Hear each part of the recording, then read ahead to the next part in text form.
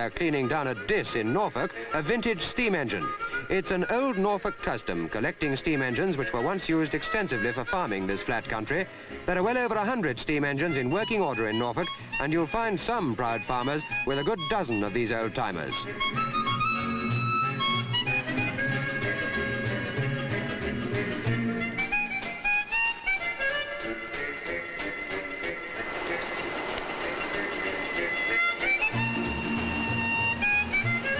Alan Bloom is vice chairman of the Norfolk Steam Engine Society, and he's restored 11 of them, including this 21-tonner that burns 100 weight of wood an hour.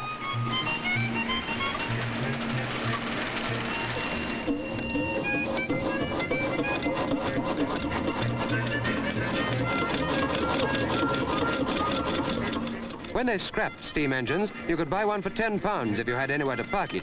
Today, a well-restored one could fetch up to £1,000. A road locomotive like this was mostly used in travelling fairs.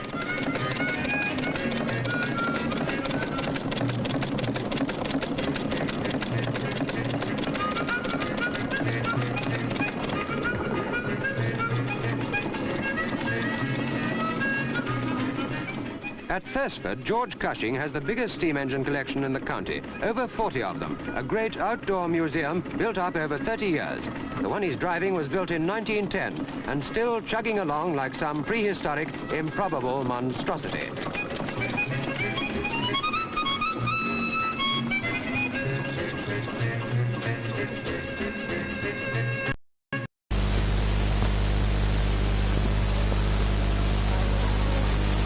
Some people collect vintage cars, and some people collect traction engines.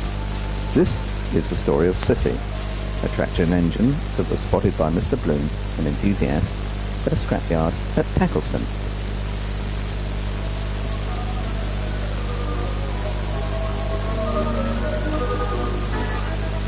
The problem he faced was how to get her back to the workshop.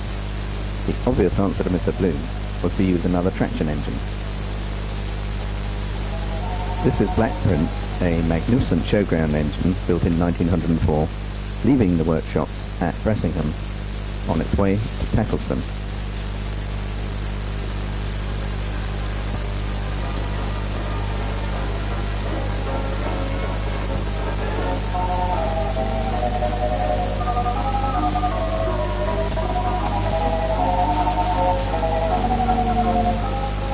Black Prince has now arrived at Packleston.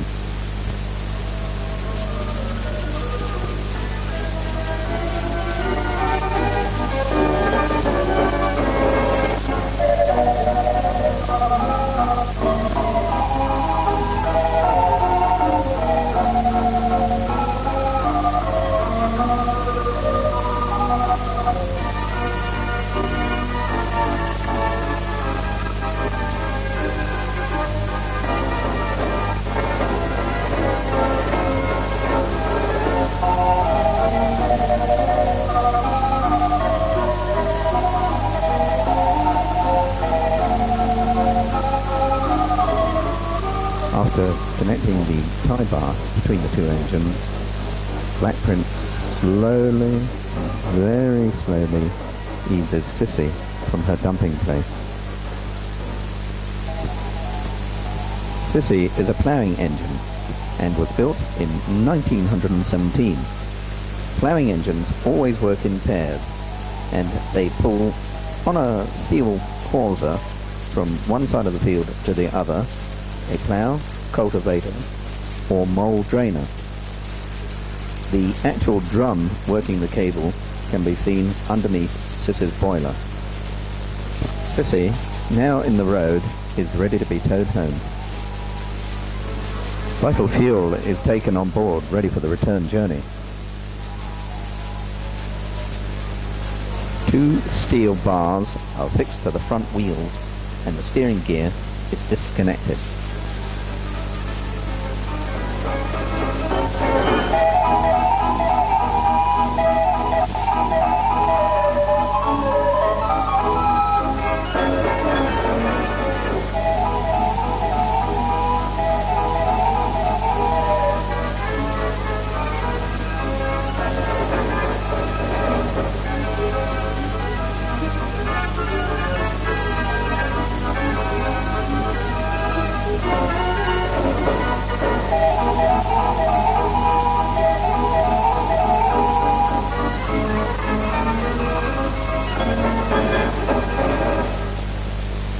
At last we're ready for the long haul back to the workshops at Bressingham.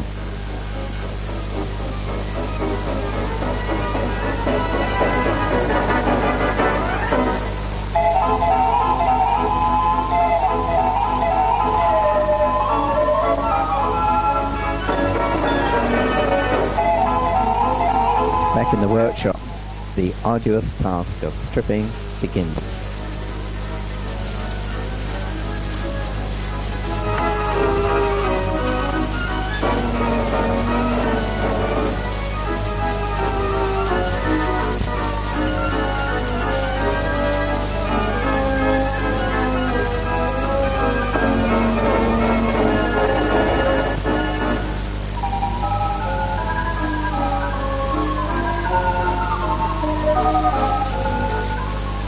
New plates are welded in position.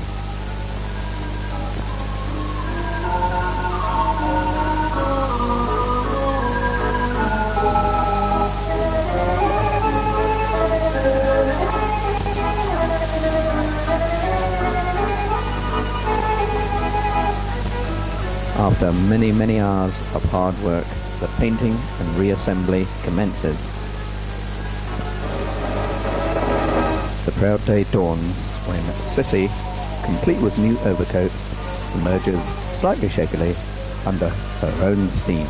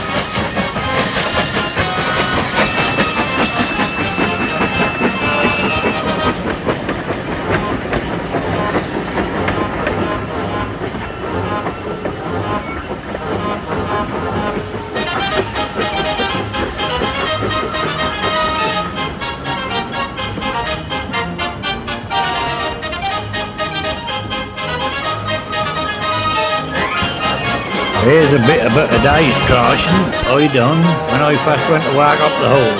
Our old head man, he gone out to orders. 3 arms go on the corn stack, 3 arms on the straw stack, him and another 10 at the cotton corn. And old fella we had there, you could look out a chopping coal. And me, boy, you can cut chopping water. Well, I went and yoked my old mare at her tumbler and went right to the coal shop. I had to get some coal for the engine. Well, that night I got back the engine, that was breakfast time. Well, the old engine driver, he used to get his old long-handled shovel and get 3 or 4 shovelfuls of live coal out of his boiler and pour them out of the ground. Then out come the kitters. Almost everybody had a kipper or so. I used to have my pair of kippers, put them on, cooked, didn't they smell lovely. Never in my time have kippers tasted so good. They smelled beautiful. I used to have my kippers and bread for my breakfast and I really enjoyed them.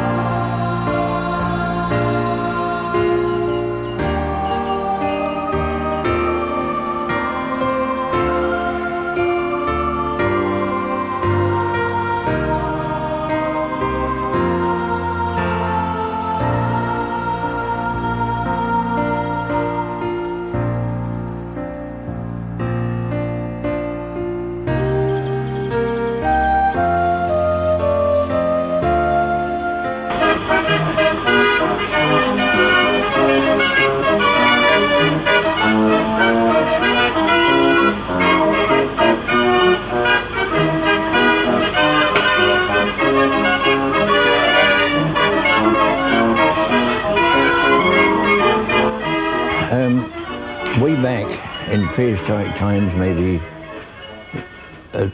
from the time when the human, as they were then, made fire. Fire and water were their two servants or masters. They were good servants, but they were bad masters. And it was not until the 17th century that somebody had the idea that fire and water making steam had a certain power. And gradually, I mean, James Watt wasn't the first one. Others had a go, Newcomen and others, and they made fire and water work. And I think it stirs something pretty deep in human nature to see the two working together, and you not only see them, you hear them and smell them. It's just exciting, it just stirs something.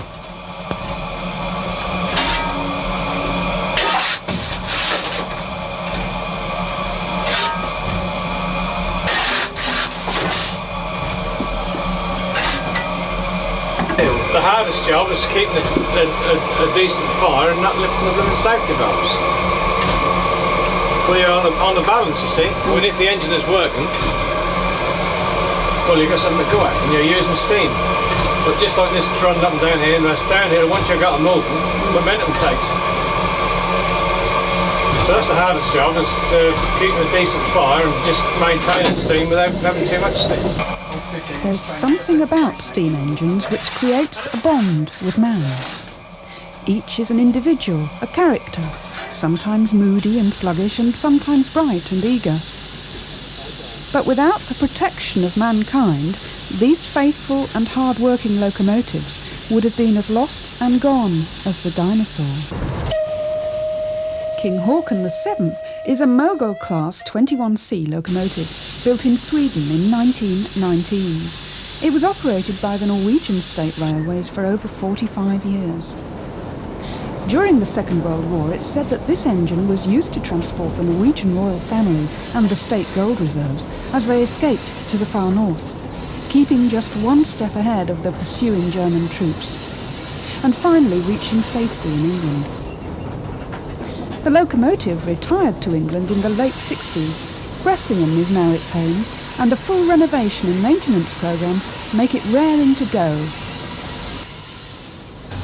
You use it like a gear lever. I mean, to get it going, if you've got a heavy train on, then he's now one fully in reverse gear, in backward gear, or backwards gear. And once you get a bit movable and the momentum begins to take effect, then you can you wind that back. Well, you probably can't do it easily, not go far enough, and the circumstances don't permit it. But if you've got a train on, then you wind it back, you see, nearer to mid-gear, if you understand what I mean. So you use less steam. That's for economic use of steam. If you're on a greasy bit of track as well, that's just like a car on the ice. If you can get away in a higher gear more often you can, because the wheels aren't trying to race around now. Same applies.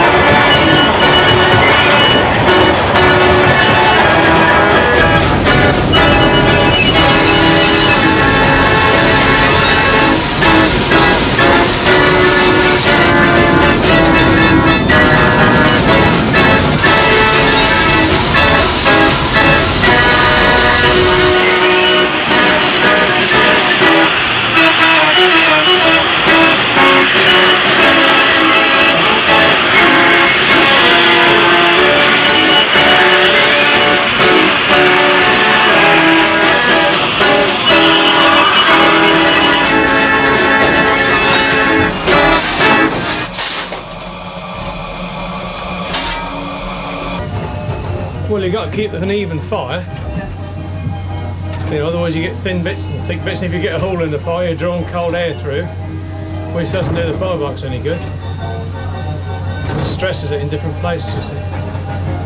But some engines burn, it depends. This one looked a little under the back doors, under the doors. But they're like horses, I always say, they've got their own peculiarities.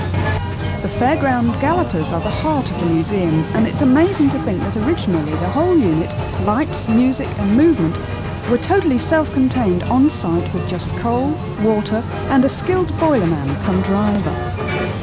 They're made out of deal with ash legs. They would originally have the heads and the legs carved first and then put onto a roughed out body. The body's hollow. And then, depending on how much the showman was prepared to spend,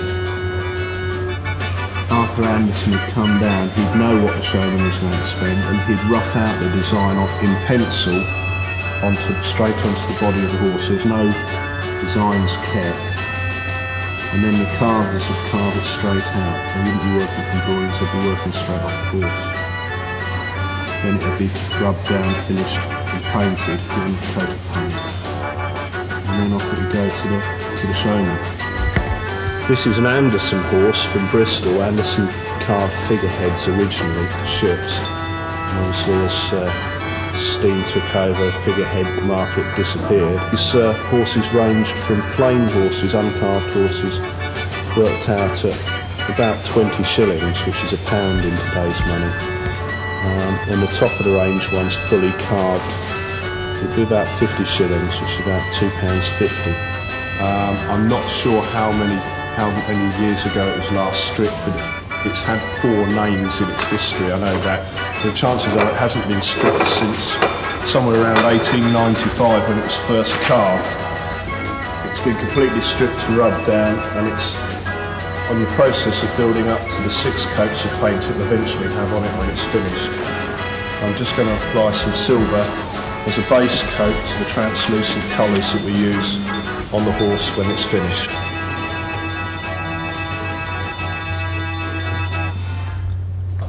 As the new white knuckle rides came in, the gallopers were broken up, and a lot of the gallopers, the horses, were broken up, either broken up or taken to be used as high-class rocking horses. There was a lot went to America. Unfortunately, we know that a lot went to America and were unsold, so eventually destroyed, which obviously increases their rarity value, and it's a great shame. This is where its name will go. This particular horse is called Alice. All the harness and everything will be done in blue. And this is the traditional sign of the Anderson horses, and his trademark, if you like, was he always put a flower at the top part of the horse's harness here, and that was his trademark. But its actual condition is very good considering its age, and the fact that if you tried to put a sideboard out in the all weathers, it probably wouldn't last 100 years like this one has. So, considering its age and the conditions it's worked in, it's done remarkably well for its time now.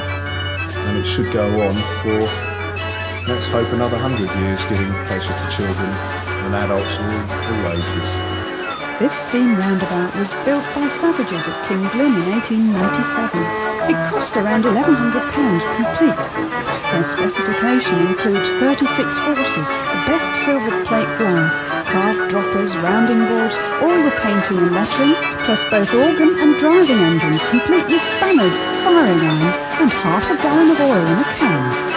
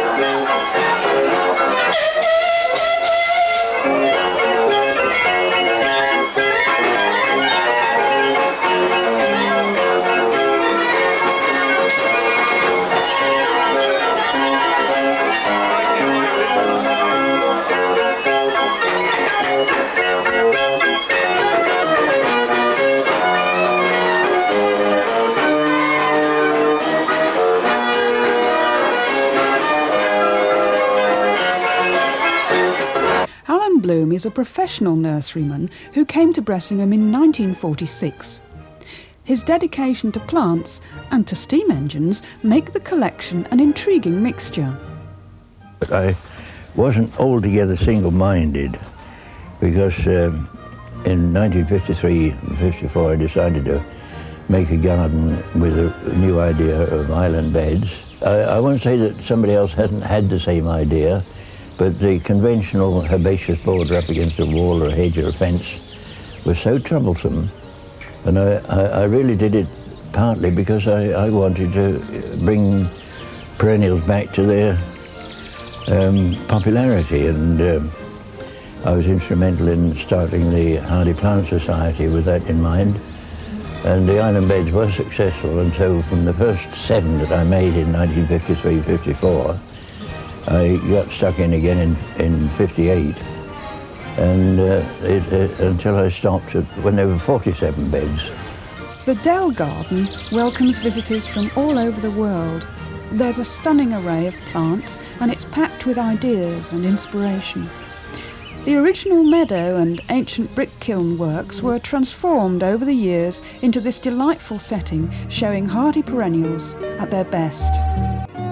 As the garden has expanded and matured, raised beds, conifers and alpines have been added. And over the years, new plant varieties have been developed to add to the collection.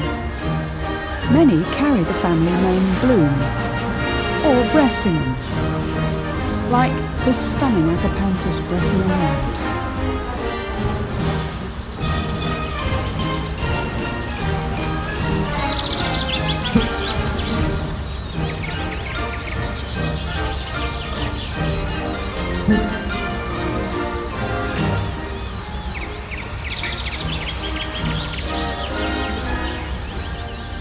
That I decided that the garden was big enough with about 47 beds, and I felt I needed a hobby. Yeah.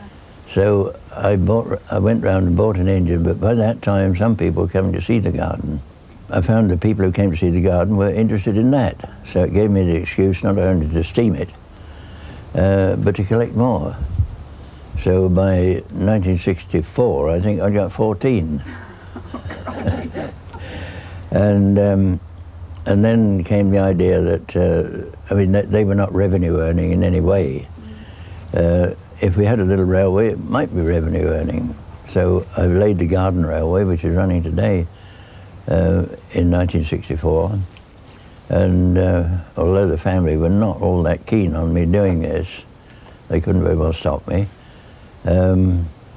I decided to have another one to run around the nursery with the excuse that it would be useful for the nursery, and I knew darn well that wasn't the reason. The real reason was that I like water and I like steam. When he would say one day, well, I think we ought to just have this to complete the collection or that to complete the collection, we used to think, here he goes again.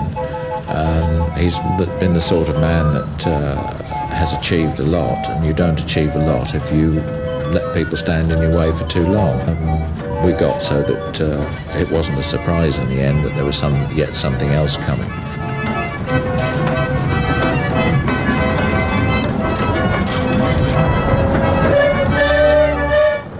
I went into this 2-foot gauge railway first, and it was so popular that it made me begin to think, and I thought, well now, here after all is the scope for a live museum. I thoroughly enjoyed laying the track for the narrow gauge locomotive. I laid nearly every sleeper myself. The Waveney Valley line is 2.5 miles and the nursery line is 2.5 miles. One is 2-foot gauge and the other is 15 inches. People seem to like the ride, and at a reasonable fare they enjoy themselves.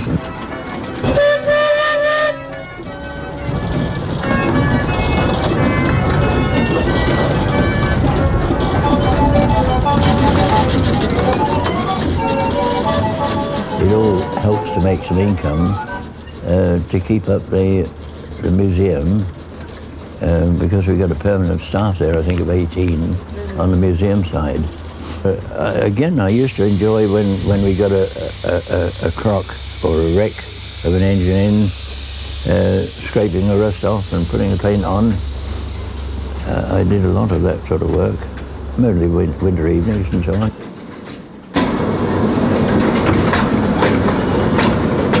To a very large degree, my father's vision of a live steam museum has been achieved, but of course it costs an awful lot in time and effort and money to keep that vision alive. But we're determined to do it here. But increasing costs all the time do make it more and more difficult to get the big engines in steam. The small ones are not so much of a problem because we have a skilled workforce here who move heaven and earth to keep things running. And while we continue as a charity, that will be our prime aim. And we shall work hard to make sure we always are a live steam museum, because we're convinced that people would not come here if we didn't have live steam to show them.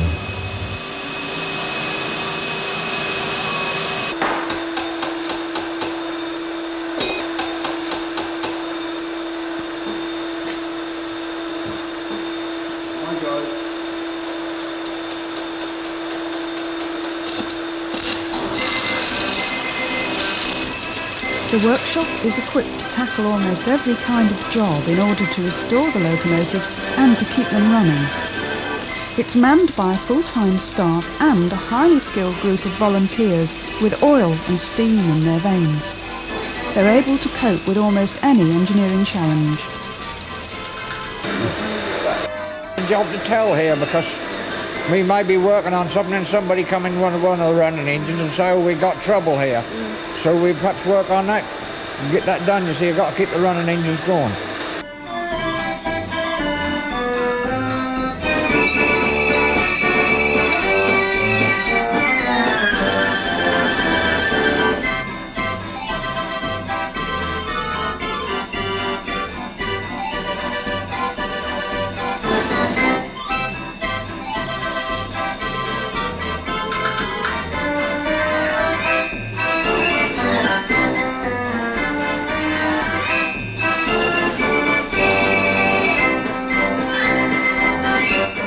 Quite a problem keeping them running.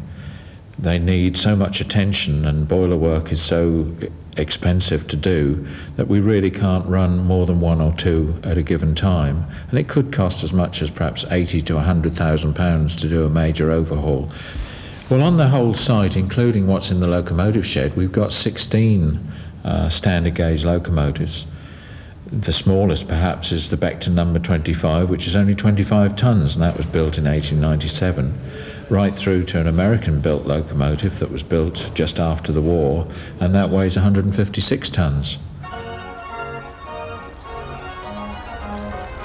Echoes of the great era of steam centre on the magnificent Royal Scot, rescued from a sad end at Butlins of Skegness and now restored to the original LNS livery. The Royal Scot became one of the world's best-loved locomotives when it represented Britain at the Chicago Exposition of 1933 and toured America, covering over 11,000 miles through extremes of climate which no British train had faced before, from raging blizzards to torrid heat. By the end of her tour, over 3 million people had visited the locomotive and her 8 luxurious carriages.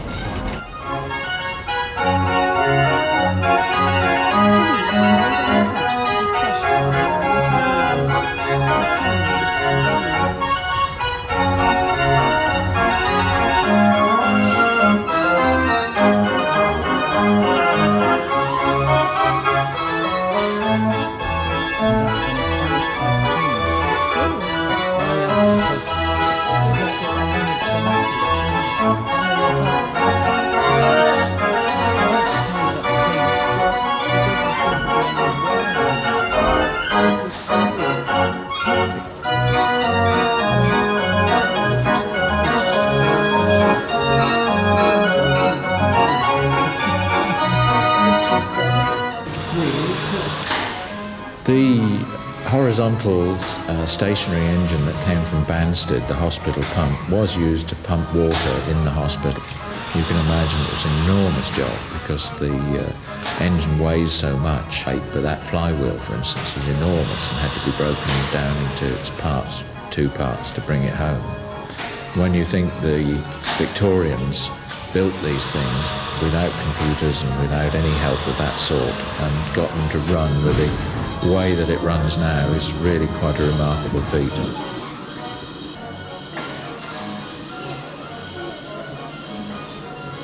Stationary engines were used for all sorts of purposes. This William Arrol engine was used to power hydraulic lifts at a Chivers jam factory.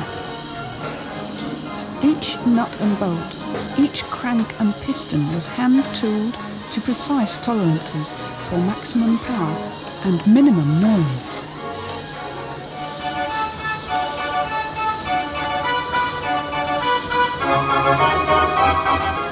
Road traction engines too could be adapted to a variety of uses. Here, driving a threshing drum. More often than not, it would be run by a contractor who would use the traction engine to pull all the equipment from farm to farm, and there would be a huge gang of men, perhaps up to 16 or 18 men going around with it in order to put the sheaves of corn into the top, take the chaff away, take the grain away, stack up the straw. An enormous task compared with today's combines.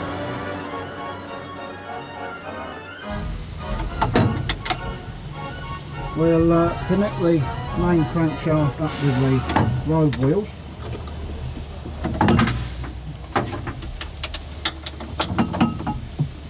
Put the lever in 4 gear and we open the regulator and hopefully we'll go. As simple as that.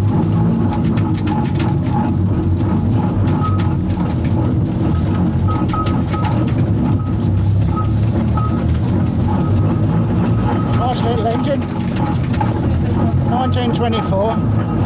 This was a forerunner of the motor lorry, really. Call a trailer, you see.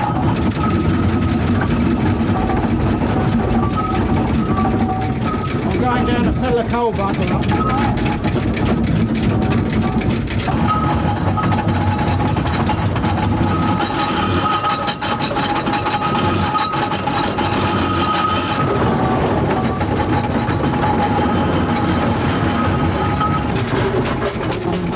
An uncle of mine used to take me thrashing and steam ploughing. I think I was about 10-year-old then, and I think I've got to blame him for my career on the railway as well.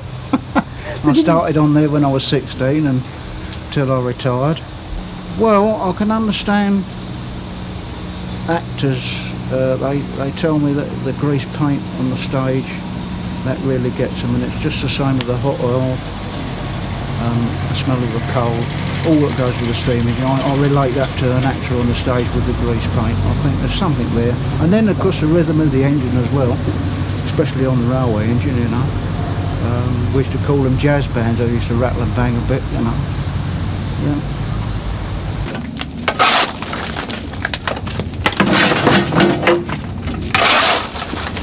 Leaving engine as you found it. How long does it take to polish? Well, you can keep on at it, you never finish really, because when it gets hot it'll change its colour again, and there's drips of oil run over the barrel. You can keep going round forever.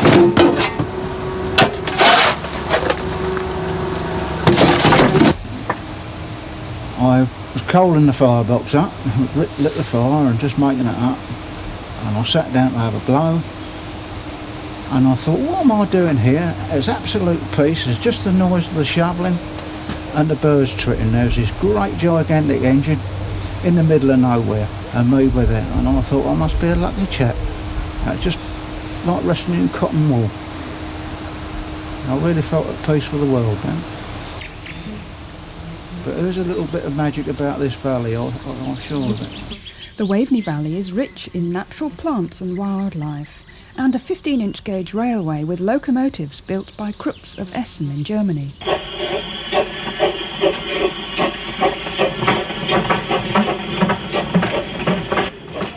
My father heard of them there were 3 or 4 of them in total, but that some were for sale, and he went over to Cologne, where they had been running in a park, And the story goes that they wanted £7,000 for two, and he paced the streets at night thinking, well, if he didn't spend rather more than he thought he could really afford, he would never ever get them. So he went back and he bought them. And of course they've been an absolute asset because they're believed to be just about the most powerful 15-inch engines in the country.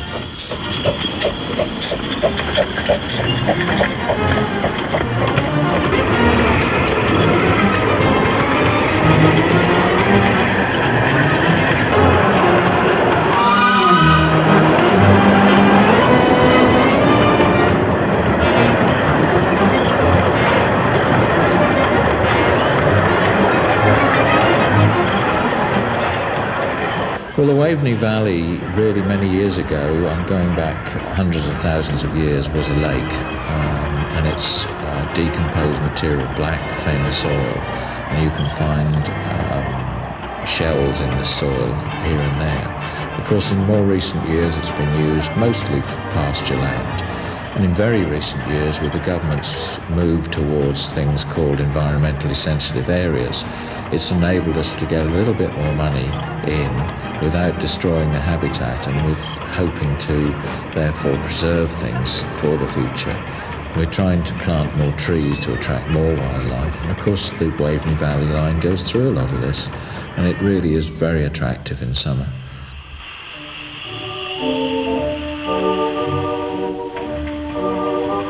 The Crookes locomotives were built in 1937 and weigh nearly 8 tons each.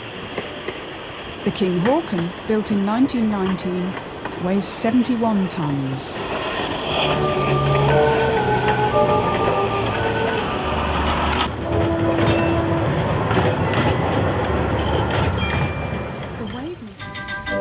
Inside the museum, there's a fascinating display of railway memories, recalling long-closed stations, long-lost locomotives, and the vanished civilization of silver service dining cars.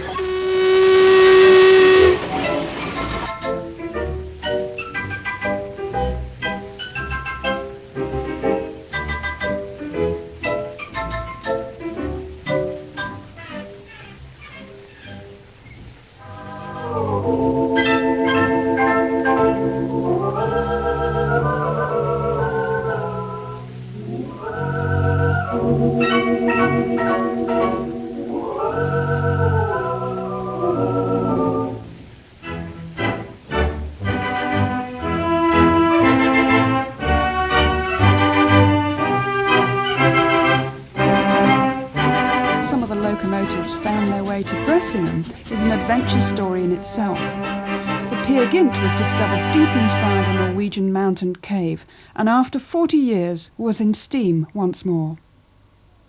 The Royal Scot was one of 4 engines rescued from an undignified end as playground accessories in Butlins holiday camps. The Britannia-class Oliver Cromwell is one of East Anglia's best-loved locomotives, covering over 700,000 miles here.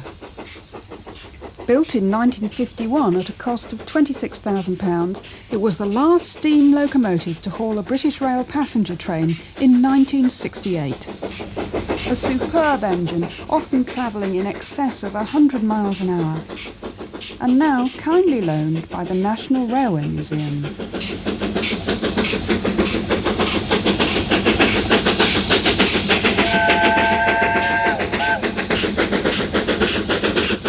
Engines, lorries, fire engines, steamrollers and pride of place for the Royal Saloon coach, also on loan from the National Railway Museum.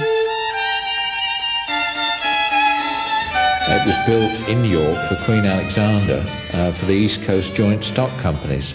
It came into LNER ownership in 1923 and was refurbished for day-to-day journeys to Sandringham and back. I mean, it's been made with all sorts of different timbers and so on, a lot from the British protectorates. It's got a teak outside, exterior, it's got mahogany inside. And I think the Queen must have got tired of the mahogany inside, because it's rumoured that she didn't want it dark all the time, so she had the the mahogany painted over with a sort of apple green distemper. It made it lighter and brighter.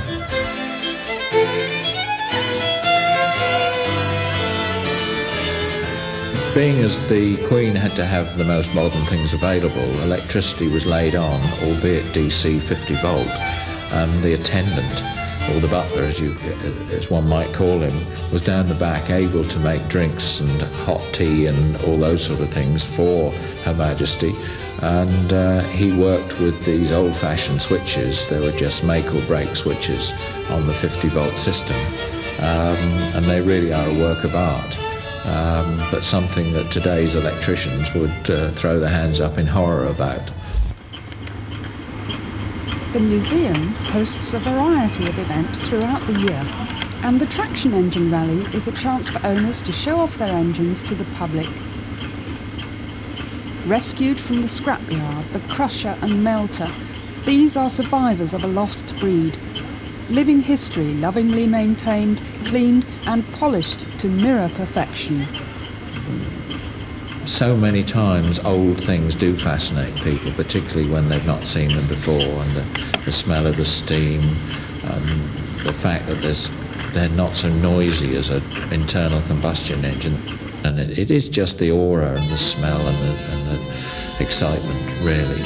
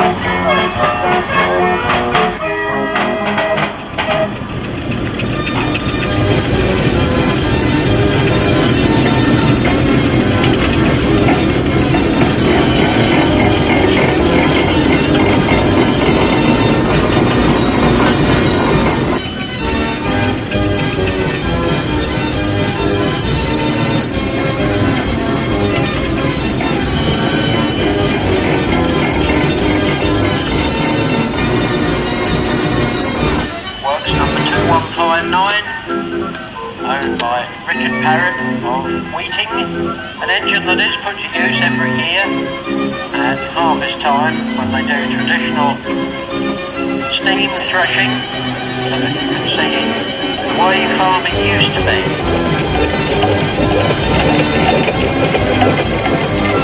Young Trevor Wrench, and I think President Foster engine here, box number 2821.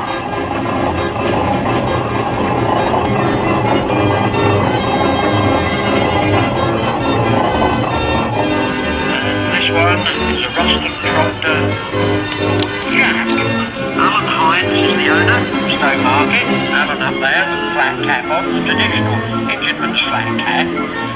And a grand old fellow named Jimmy Atkins out there in the depths of Suffolk owned the engine and then when he passed on, Alan purchased it.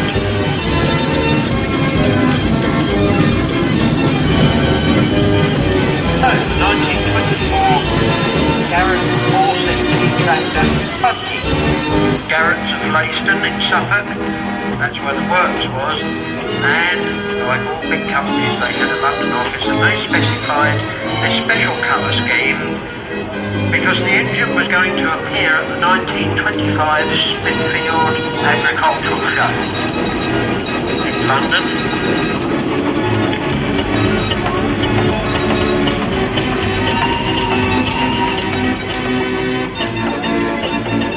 Oh, now we've gone on to another class of engine, an Bressingham water steamroller.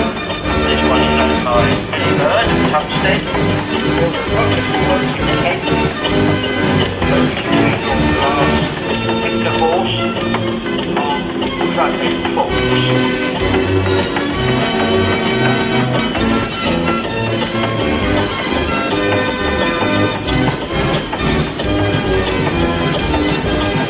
Garrett agricultural engine.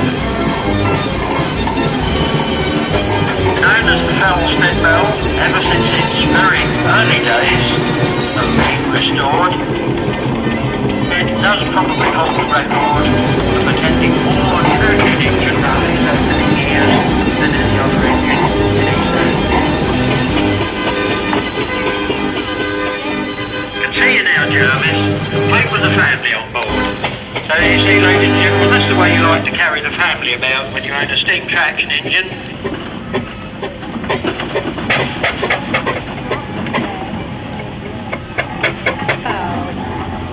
Well, our next engine is one with those two tubes. I know just who it is.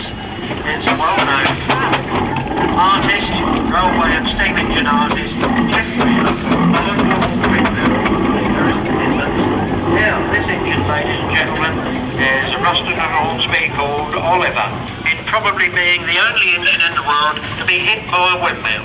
Bardwell windmill, the sails fell off in that dreadful gale and fell all about the top works of that engine. The gentleman in the insurance office said, well, why didn't you run outside and immediately start it up and move it out of the way? And Jeff said very politely that it didn't have an ignition key, and it took several hours to get it into steam to move it. And the other engine coming in is Cliff Aldridge from an engine farm, Bumble in Norfolk. A very light-hearted look with the Norwich Canary there. Cliff is a great supporter of Norwich City, and that engine always appears very topical. It's a Garrett 4CD showman's tractor, and the Cliff is always very topical. With the Marshall agricultural engine, Old Dick. Oh, now we've got it in forward gear. So we can see that, well, probably that was Ray Garner's fault that it went in reverse for a few seconds. Let's break Ray, the second man up there. Ernie and Rachel Eagle are the owners, and Ray Garner and his wife help out. You can see there that it has the Marshall's Britannia crest.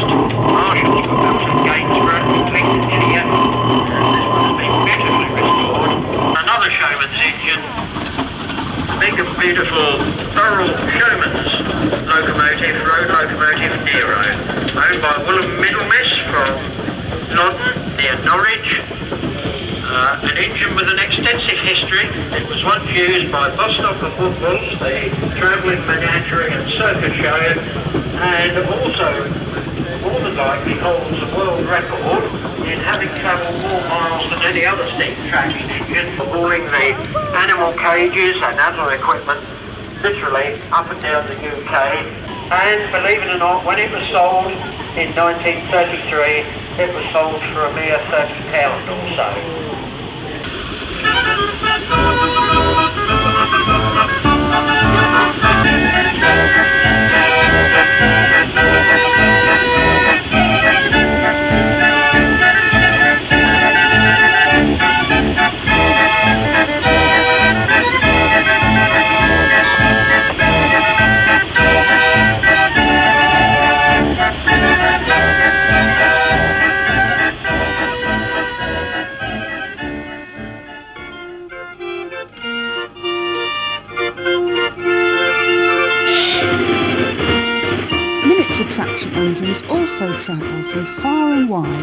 Bressingham. The owners, who probably built their own traction engines, perhaps a 4-to-1 scale, have built these things in the backyard or in the garage with great tolerance from their wives, or assistance from their wives perhaps if they're lucky, and they put them in the back of a van or on a trailer and go round the countryside rallying these things. And they're great fun because they're not so expensive to build or to buy as a big traction engine, but they give just as much pleasure. Creating a marvellous contrast with the miniature engines, the Oliver Cromwell is also out today taking the air. It has a coupled wheel diameter of 6 foot 2 inches and weighs over 141 tonnes.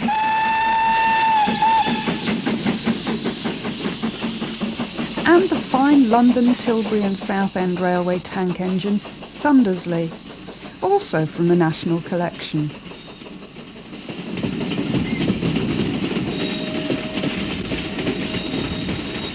In 1911, Thundersley was selected for the Grand Coronation celebrations and was dressed overall in typical Edwardian style.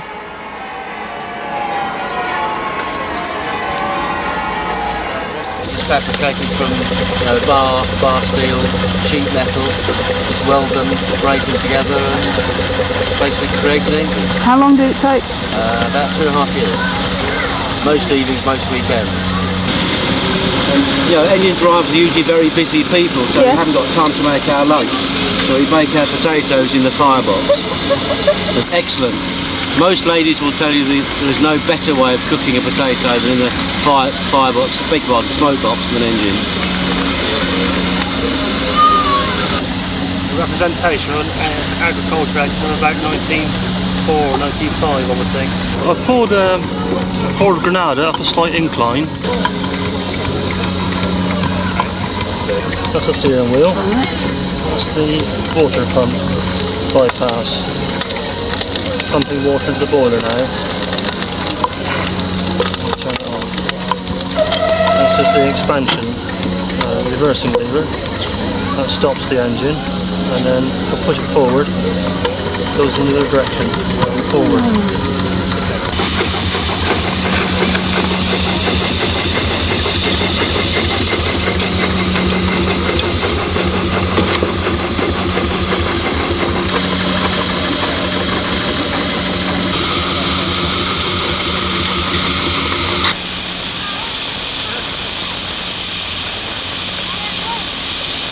He was running alongside and we were able to touch 12 miles an hour with it.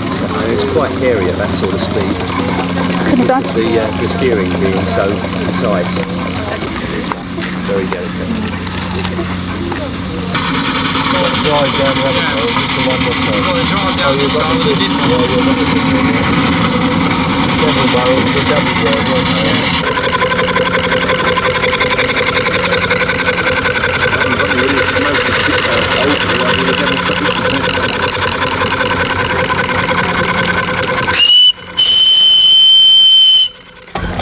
Why do I do it? That's a good question. It keeps me out of the pub, I suppose. It's a good hobby. Yes, you have the advantage that you've got everything here that a full-size engine has got, because it is a quarter-scale rear flipper. But you haven't got the logistics problem of a low loader to carry it about on.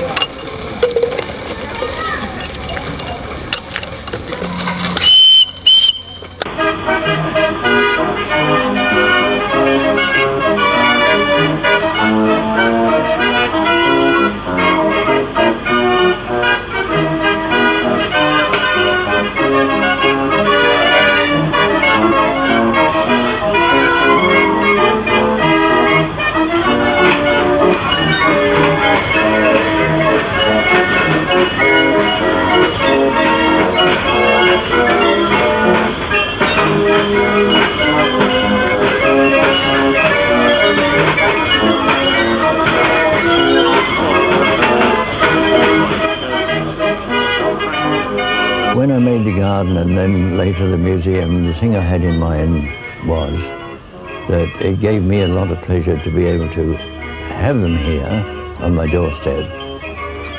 But it also gave me a lot of pleasure that people enjoyed them. And I didn't do it blindly, because obviously people were enjoying coming here, and they still do. And when they come to me and say, thank you, we've had a lovely day, well then that's all the reward I want.